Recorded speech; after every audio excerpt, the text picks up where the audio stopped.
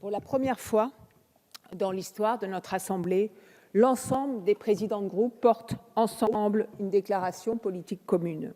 Je veux les en remercier. Ce geste rare et solennel d'unité de notre Parlement a valeur de symbole.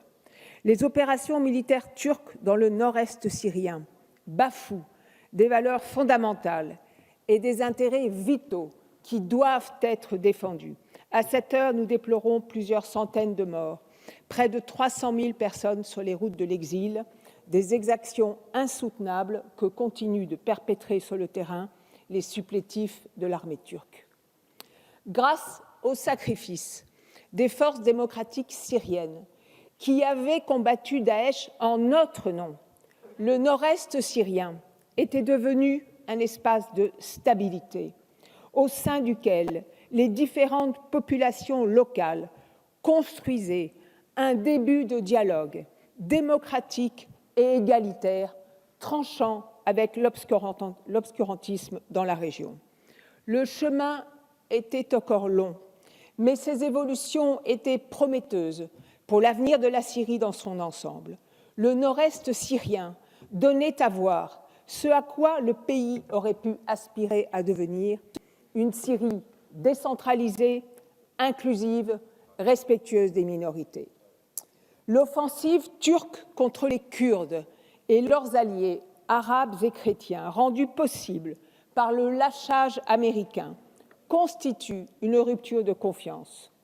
Cette grave situation nous pousse à nous interroger sur l'avenir de nos alliances, au sein de la coalition internationale contre Daesh, mais également au sein de l'OTAN, et révèle une fois de plus, face à l'inconséquence des décisions américaines, l'impérieuse nécessité pour la France et pour l'Europe de se doter, dans les plus brefs délais, d'une véritable autonomie de pensée et d'action.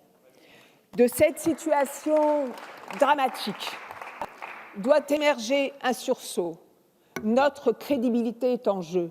Notre silence et notre inaction constituent des encouragements à nuire. Face à l'hégémonisme du président Erdogan, il n'y a qu'un seul chemin à tenir, celui de la fermeté.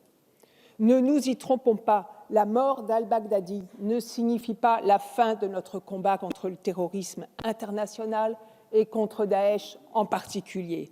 L'organisation terroriste n'a pas été vaincue, elle a été défaite territorialement grâce à l'appui et au sacrifice des forces démocratiques syriennes.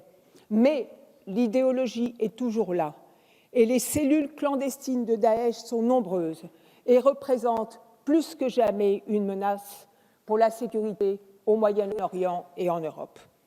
Le chaos provoqué par les opérations turques favorise la résurgence de Daesh, augmente considérablement le risque de dispersion des combattants terroristes étrangers actuellement détenus dans le nord-est syrien. Aujourd'hui, un nouvel équilibre des forces se dessine sur le terrain entre la Russie, la Turquie, l'Iran et le régime de Damas. Afin de continuer à peser, voire même simplement d'exister au Levant, il nous faut, sans plus attendre, repenser notre action collective contre Daesh, rebâtir une coalition solide et solidaire, à même de mener loyalement le combat au long cours contre le terrorisme. Face à la catastrophe humanitaire qui s'aggrave d'heure en heure, nous condamnons la stratégie d'Ankara de relocalisation forcée de milliers de réfugiés avec pour seul objectif de changer durablement la composition ethnique du nord-est syrien. Une telle opération visant à chasser les nombreuses minorités présentes, kurdes, chrétiennes, syriaques, yézidis, ne pourrait qu'engendrer de nouveaux conflits. Aucune démocratie ne doit l'accepter. Monsieur le ministre, nos condamnations unanimes de ce jour doivent impérativement se traduire en actions fermes et résolues. De notre détermination à agir pour stabiliser le nord-est syrien et plus globalement le Moyen-Orient, actuellement exposé à de nombreuses secousses, d'Irak au Liban, dépendra une part de la stabilité du monde.